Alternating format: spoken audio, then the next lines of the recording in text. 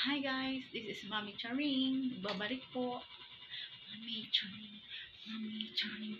At yun yung aking anak na na inspired na mag-edit ng aking mga videos. Talagang sabi niya sa akin, Mama, mag-video ka ulit, mag-upload ka ulit ng mga videos mo sa YouTube. Tapos ako mag-i-edit.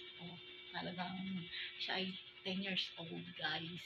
At talagang gusto niya mag-upload ng mga videos namin kasi talagang medyo sa YouTube talagang subscribers talaga siya ng YouTube. Gusto niyang mag-upload ng mga videos kaya ayun siya.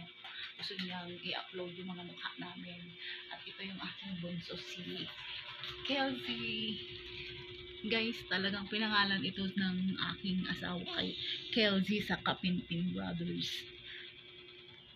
Yan siya, di ba? Ang sarap ng tulog niya, Ang laki ng mukha.